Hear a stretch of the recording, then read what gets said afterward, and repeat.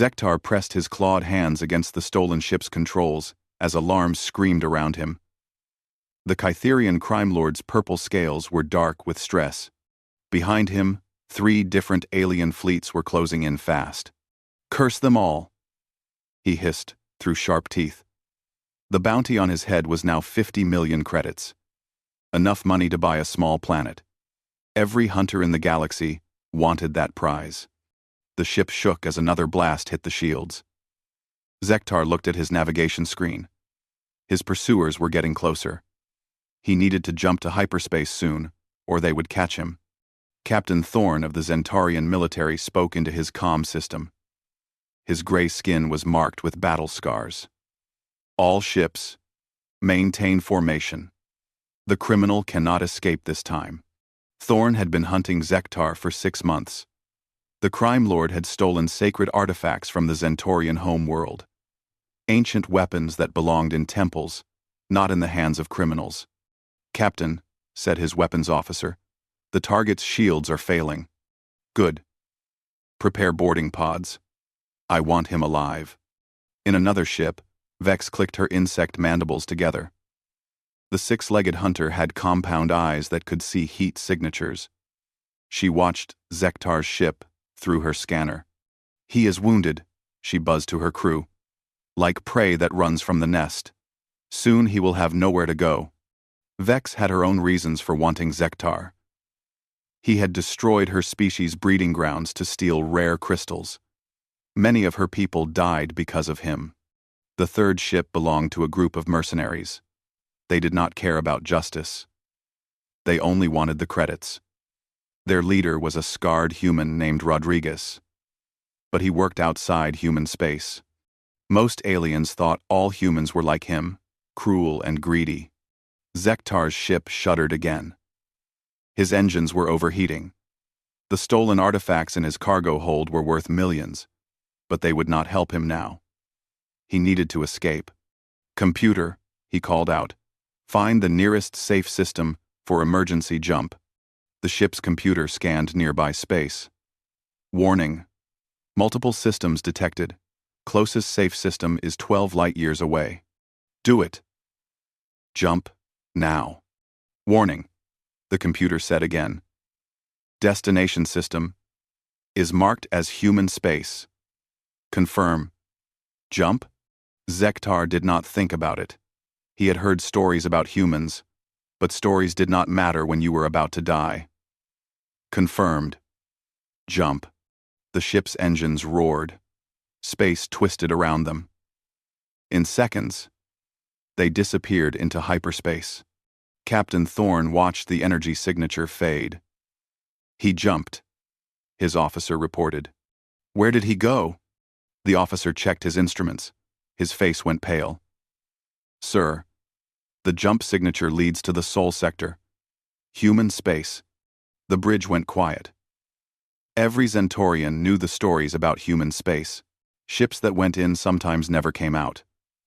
The humans claimed it was because of navigation errors, but many aliens believed worse things happened. "Should we follow, Captain?" the weapons officer asked. Thorn thought for a long moment. 50 million credits was a lot of money. But human space was dangerous. The humans said they were peaceful, but their actions told different stories. Thorn remembered reports from the Galactic Council. When pirates attacked human colony ships, the humans did not just fight back. They hunted down every single pirate. They tracked them across the galaxy. They never stopped until every pirate was caught or dead. "No," Thorn said finally. Vex received the same information. Her ship's computer confirmed Zektar had jumped to human space. She clicked her mandibles faster when she was thinking hard. "Sister," said her second in command. "I know," Vex buzzed. "But the bounty." Her crew looked at her with their large compound eyes.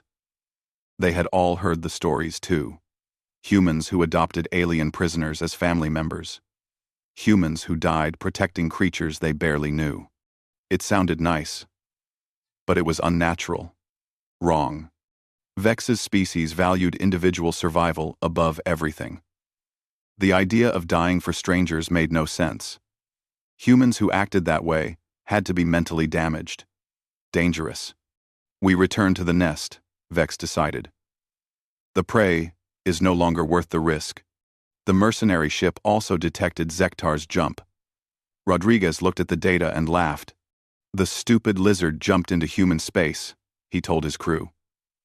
Well, that saves us the trouble of killing him. Rodriguez had worked with human criminals before.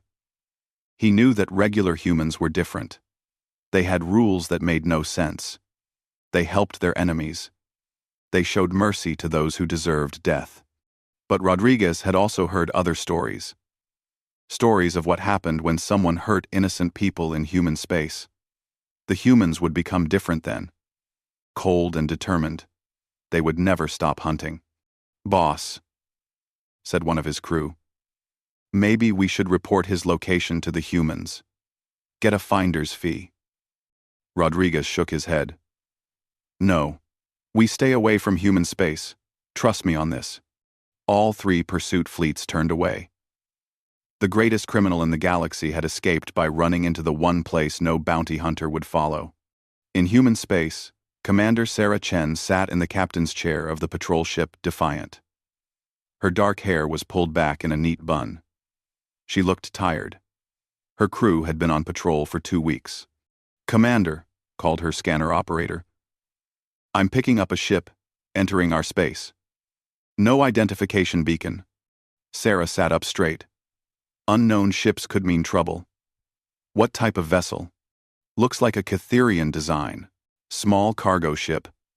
Wait. The ship appears damaged. Hull breaches on multiple decks. Sarah's training took over. The first rule of space patrol was to help ships in distress. Even enemy ships got help if they needed it. That was human law.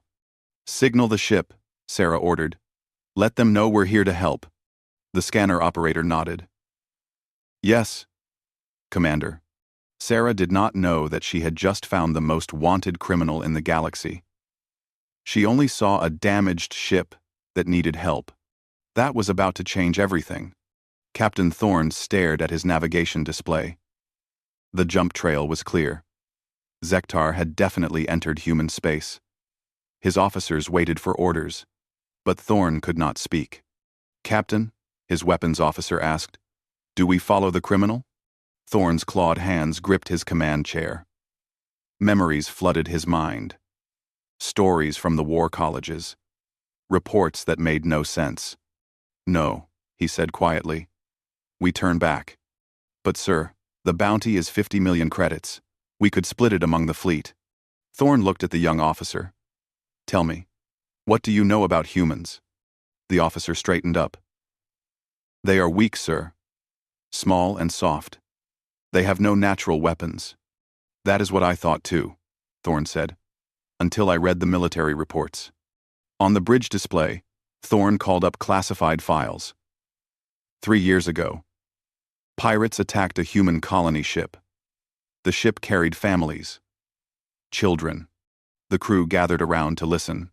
Thorne's voice was grim. The humans sent 1 warship to respond. 1 ship against 12 pirate vessels. Our military experts said the humans would negotiate. Maybe pay ransom money.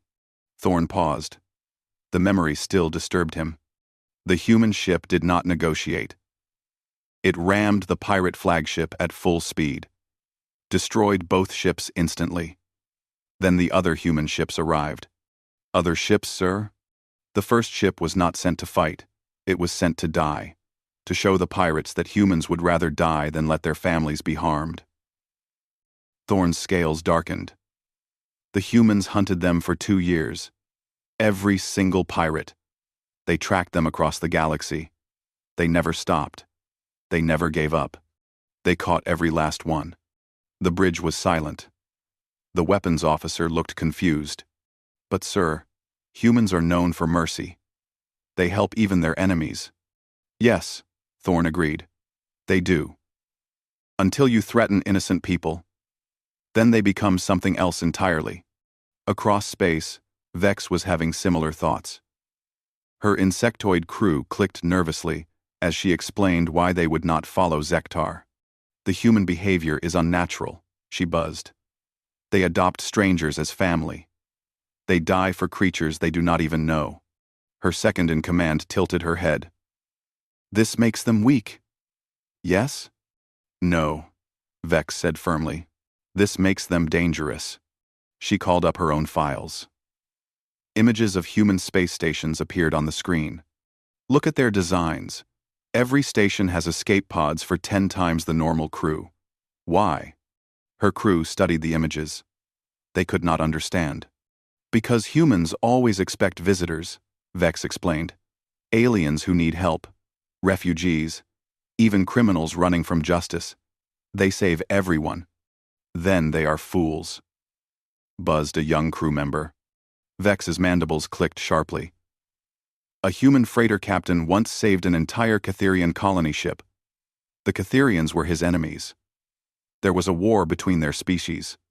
The crew listened as Vex continued. The colony ship was dying in space. No power, no air. The human captain used his own ship's life support to save them. 2,000 Catherian civilians. What happened to the human? Asked her second-in-command. His ship lost life support. He and his crew died saving their enemies. Way, the Wan, menaced them, and the life subscribed of life. The bridge fell silent. This was the kind of story that confused every alien species. But here is the strange part. Vex went on. When other humans heard what happened, they did not mourn their dead crew. They celebrated them as heroes. Vex's compound eyes reflected the starlight. Any species that celebrates death for strangers, they are not sane. They cannot be predicted or controlled. Meanwhile, the mercenary Rodriguez was explaining to his crew why they were leaving. Listen up, he said. I've worked with human criminals, black market dealers, pirates, the worst kinds of humans. His crew nodded. They knew Rodriguez had connections everywhere. Even the worst humans follow certain rules. They don't hurt children.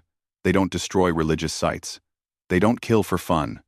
One of his crew members laughed. Sounds weak to me, boss. Rodriguez grabbed the crew member by the throat. Weak? I once saw human pirates discover that their target ship carried sick children. You know what they did? The crew member shook his head. They gave the ship medical supplies and escorted it to a hospital station. Then they went back and destroyed the people who had refused to help those children. Rodriguez let go of his crew member. Humans have rules. Break those rules, and they become something you do not want to face. He pulled up news reports on his screen. Zektar stole religious artifacts. He killed archaeologists. He destroyed cultural sites. In human space, those crimes are unforgivable. The crew looked at the reports. They began to understand. The humans will not just arrest him, Rodriguez said. They will make him fix what he broke. They will force him to understand what he did wrong. They will make him better. That does not sound scary, said a crew member. Rodriguez smiled coldly. Have you ever tried to become a better person?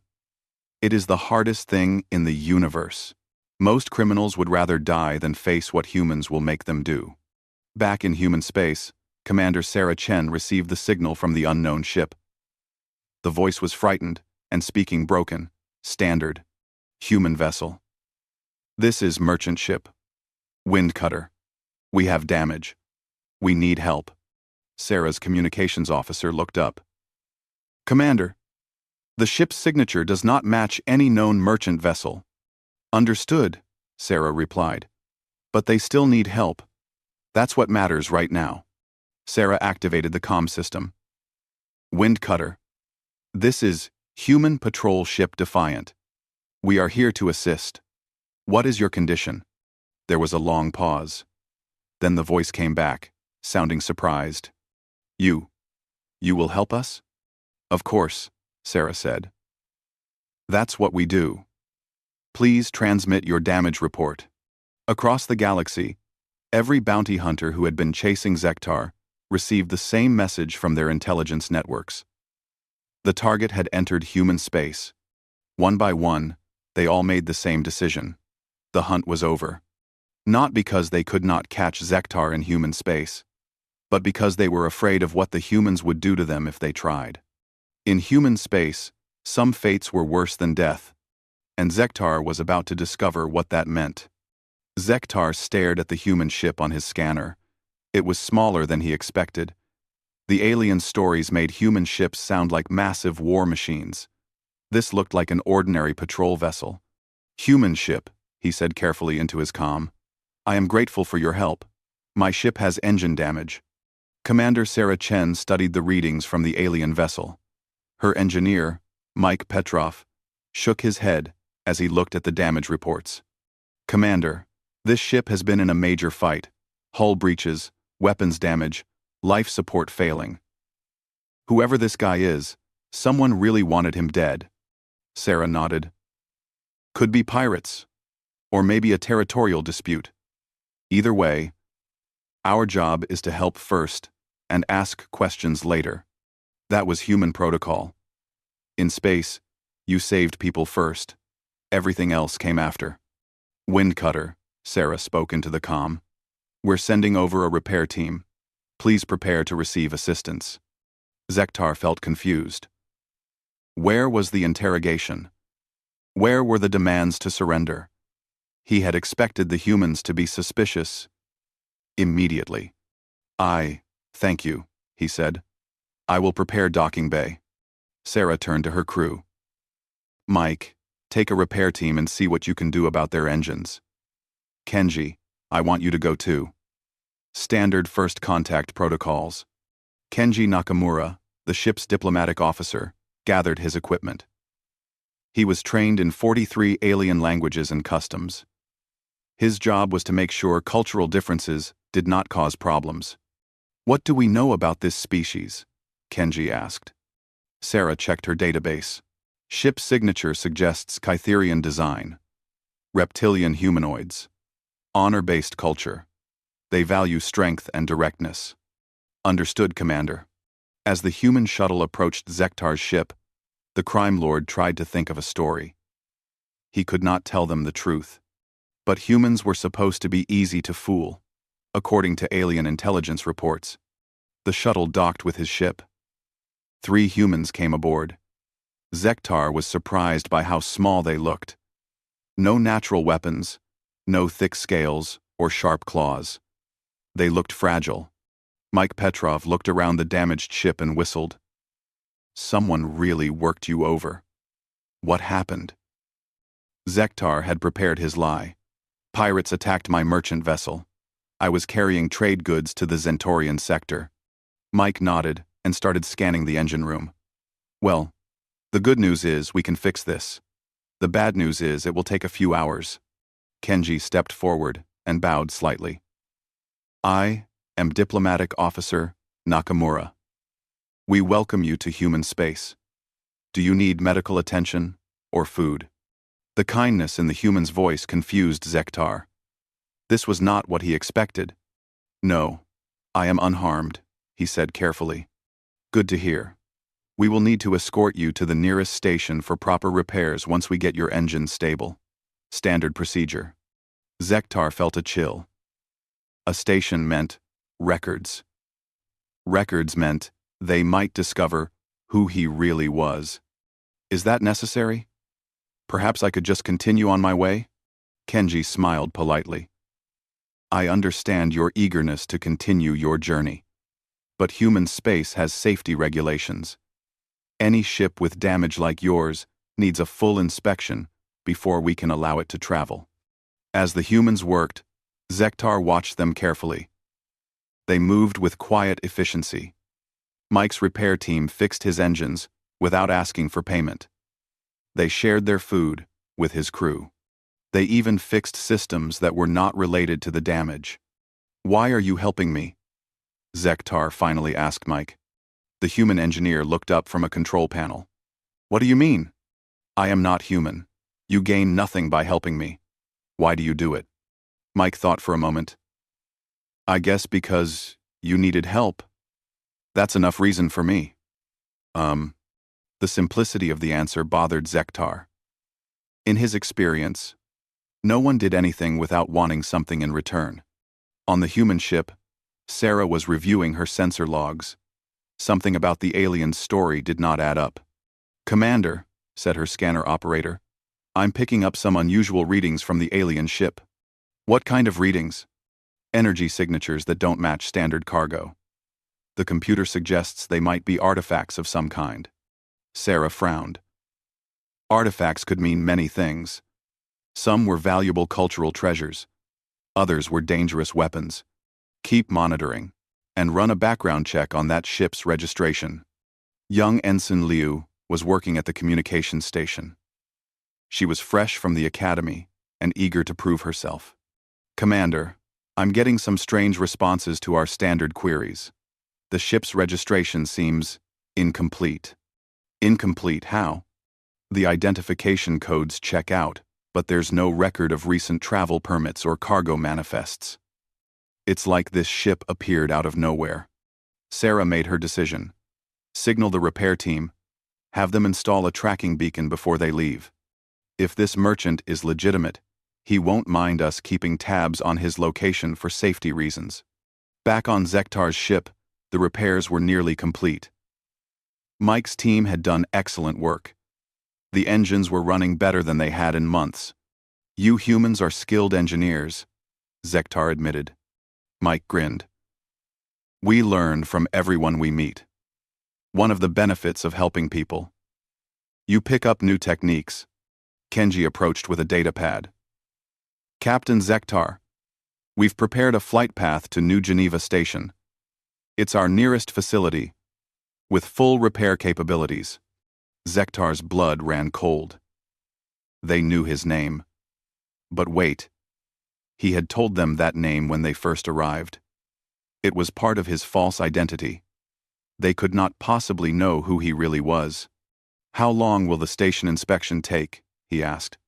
"Usually just a few hours. They'll check your ship's systems, update your safety certificates, maybe top off your supplies. Standard procedure for any vessel that's been in combat." The human made it sound routine. But Zektar knew that human stations had sophisticated scanning equipment. They would detect the stolen artifacts in his cargo hold. "Actually," he said carefully, "I prefer to handle repairs myself. Perhaps I could just purchase some parts and continue on my way?" Kenji's expression remained polite. But something changed in his eyes. "I'm afraid that's not possible. Human space regulations are quite strict about damaged vessels. It's for everyone's safety." Mike finished his work and packed up his tools. "Your engines are stable now. But you really do need a full inspection. Some of this damage could cause problems later." As the human team prepared to leave, Zektar realized he had no choice.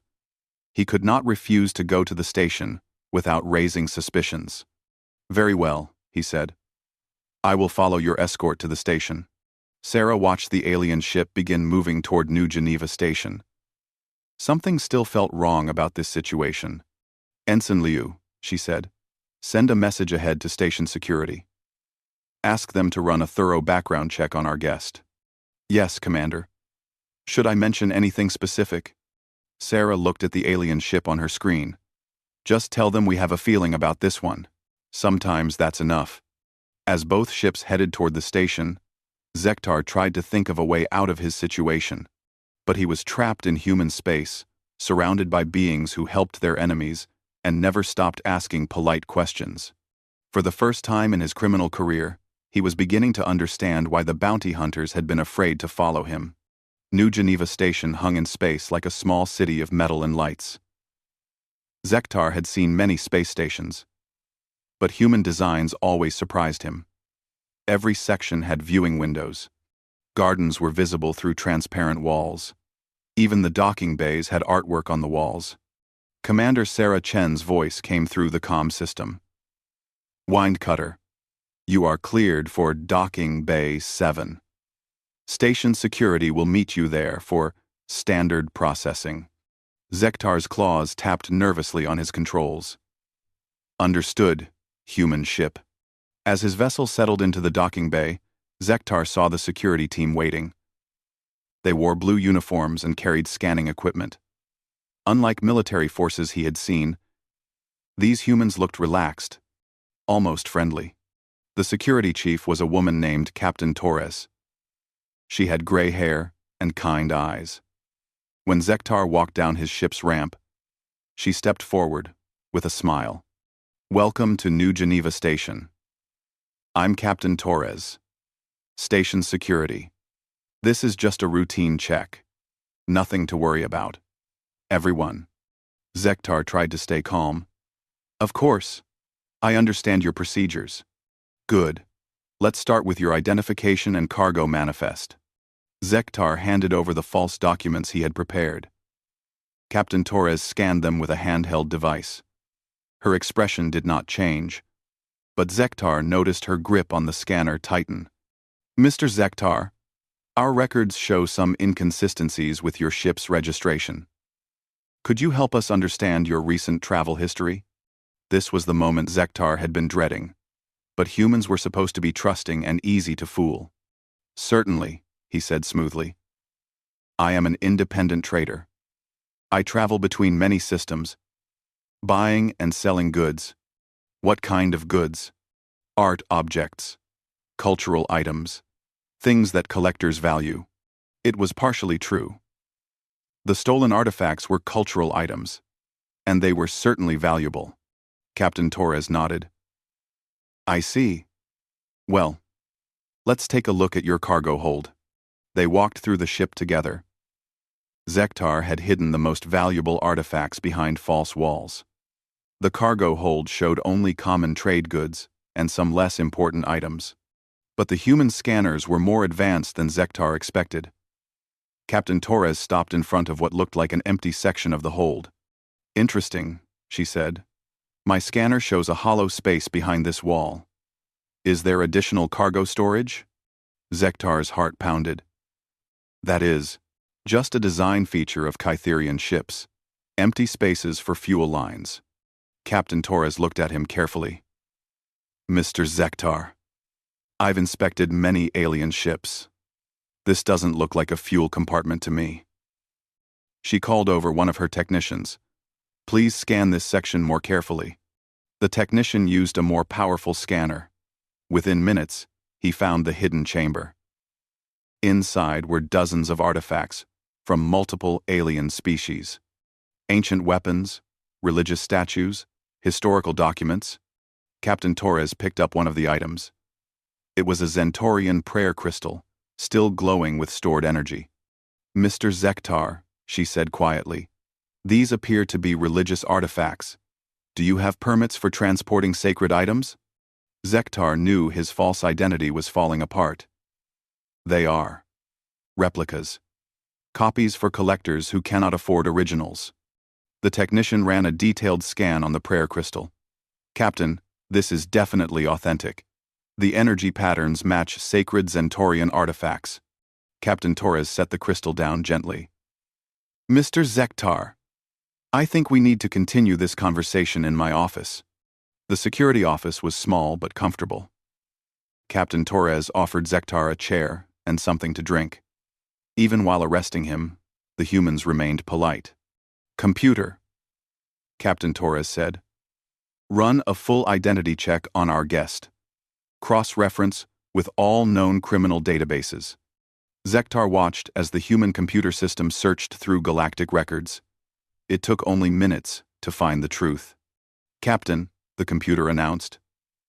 "Subject identified as Zektar the Destroyer. Wanted by 17 different species for theft of cultural artifacts, murder of archaeological teams, and destruction of historical sites. Current bounty, 50 million credits." Captain Torres raised her eyebrows.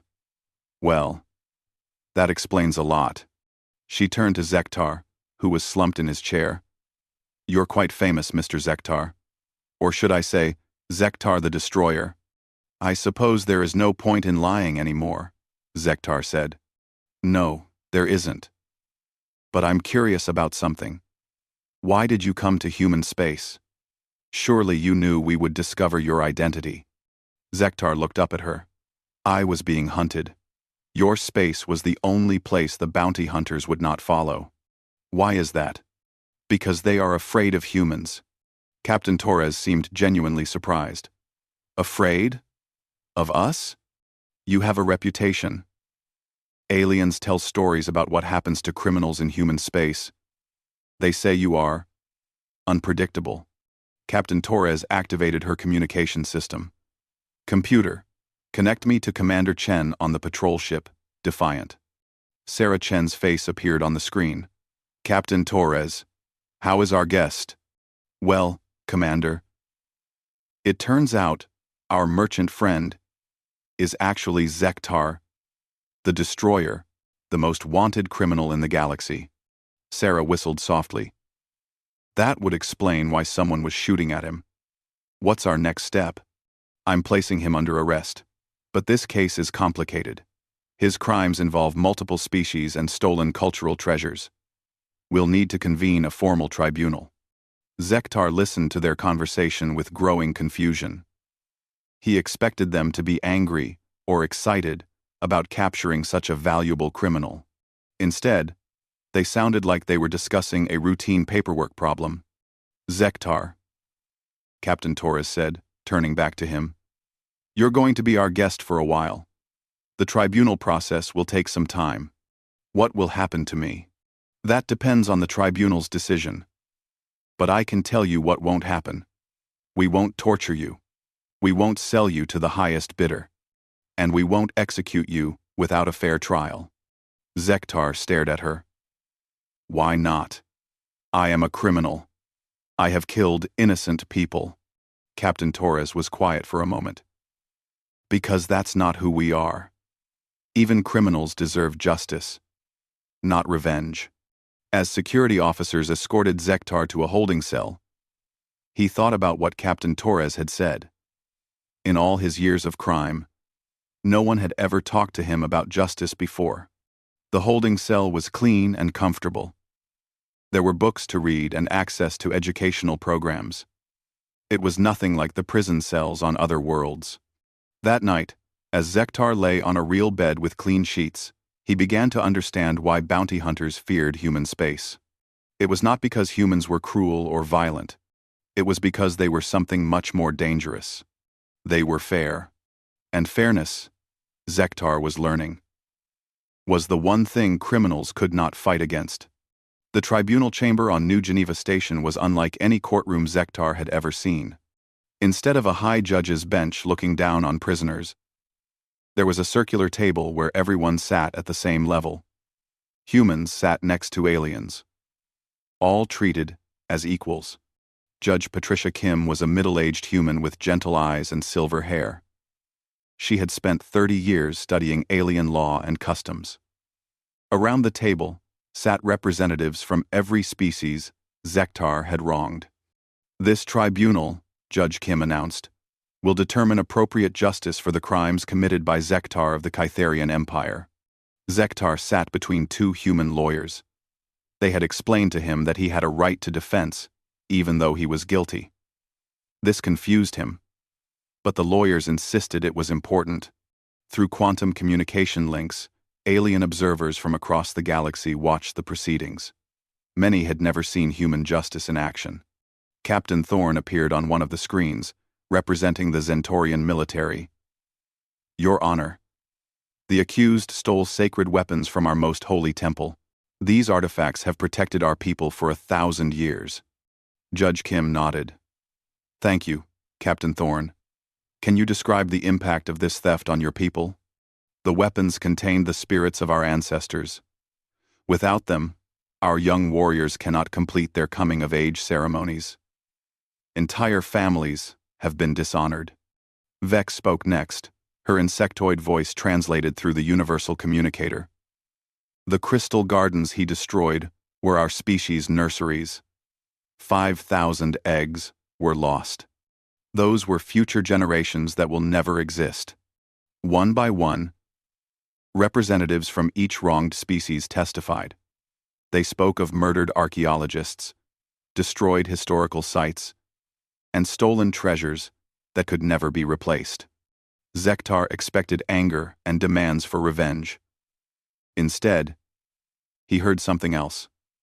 Sadness, loss, a deep pain that went beyond simple theft. Dr. Elena Vasquez, a human anthropologist, presented the evidence. The defendant's crimes represent more than theft. He has damaged the cultural heritage of 17 different species. Some artifacts he stole were unique historical records. Their loss affects our understanding of galactic civilization. Zektar's defense lawyer, a young human named David Park, stood up. Your Honor, my client does not deny these crimes, but I ask the tribunal to consider his background. David activated a holographic display. Zektar grew up in the outer colonies during the resource wars. His family lost everything when corporations strip-mined his home world. He turned to crime because he saw no other way to survive. Judge Kim listened carefully. Thank you, Mr. Park. Mr. Zektar, do you wish to speak for yourself? Zektar stood slowly.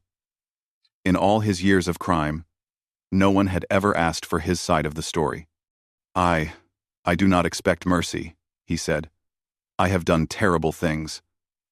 I thought only about money and power. I never considered the pain I caused. His voice grew stronger as he continued.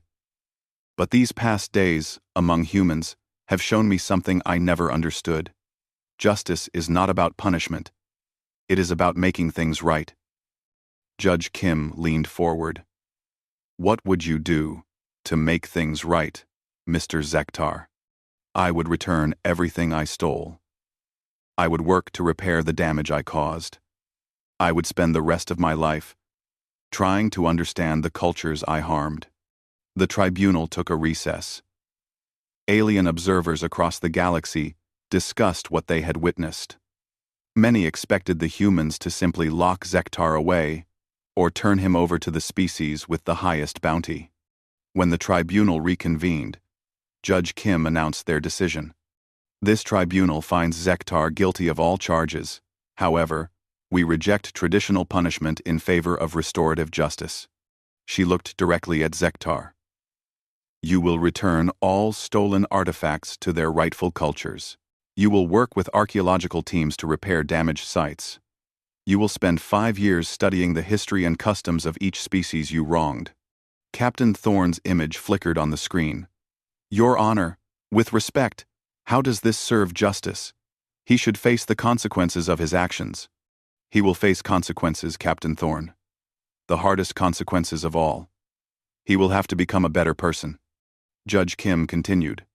Mr. Zektar will be supervised by human rehabilitation specialists. He will work directly with cultural preservation teams. He will see firsthand the beauty of what he tried to destroy. Vex clicked her mandibles in confusion. But what if he runs away? What if he returns to crime? Then he will face traditional prosecution. But we believe people can change if given the chance. The alien observers watched in amazement as the tribunal explained the rehabilitation program. Zektar would live on New Geneva Station. He would have a job, an education, and counseling. He would be treated as a person capable of growth, not just a criminal to be punished. 6 months later, Zektar stood in a Zentarian temple, carefully cleaning a sacred weapon he had once stolen. The temple priests watched him work, their initial suspicions slowly giving way to cautious respect. You handle the blade with proper reverence, said the eldest priest. How did you learn our customs? I have been studying your history, Zektar replied. I wanted to understand what I took from your people. The priest nodded slowly. Understanding is the first step toward wisdom. Captain Thorne visited the temple that day. He observed Zektar working and spoke with the priests. He has been here for 2 months, the eldest priest told Thorne. Every day, he asks questions about our culture. He wants to learn, not just work. Thorne was amazed. Is he sincere? I believe so. No one could fake such dedication. Similar scenes played out across the galaxy. Vex received reports that Zektar had helped plant new crystal gardens to replace those he destroyed. Archaeological teams reported his valuable assistance in restoring damaged sites. The bounty hunters who had once chased him watched these developments with confusion. Rodriguez, the mercenary leader, shook his head when he heard the news. The humans actually did it, he told his crew. They took the worst criminal in the galaxy and turned him into something useful. Commander Sarah Chen received regular reports on Zektar's progress. Each one amazed her more than the last. He's requested additional study time, her communications officer reported. He wants to learn about species he didn't even steal from. Why? Sarah asked. According to his supervisor, he says he wants to understand what he might have destroyed if he had continued his criminal career. A year after his capture, Zektar gave his first public speech. He spoke to a gathering of young aliens about the importance of cultural preservation. I spent my life taking things that did not belong to me, he said. I thought I was stealing objects, but I was really stealing history, memory, and identity. I was stealing the souls of entire civilizations. In the audience sat representatives from every species he had wronged. Some had come to see if his rehabilitation was real. Others came out of curiosity about human justice. The humans showed me something I never believed possible, Zektar continued. They showed me that even the worst person can become better. Not through punishment, but through understanding. After his speech, Captain Thorne approached Zektar. I owe you an apology, the Zentorian warrior said. For what? For assuming you could not change. For believing that criminals were born, not made. Zektar shook his head. You had every right to want revenge. I destroyed something precious to your people. Yes, you did. But you also helped us rebuild it. The new temple gardens are more beautiful than the originals. As word of Zektar's transformation spread across the galaxy, something unexpected happened. Other criminals began requesting transfer to human space. They had heard that humans could help people change, rather than simply punish them. The bounty hunters who had once feared human space began to understand the truth. Humans were not scary because they were violent or cruel. They were scary because they refused to give up on anyone, even their enemies, even the worst criminals in the galaxy. And sometimes, that faith in redemption accomplished what no punishment ever could. It created justice.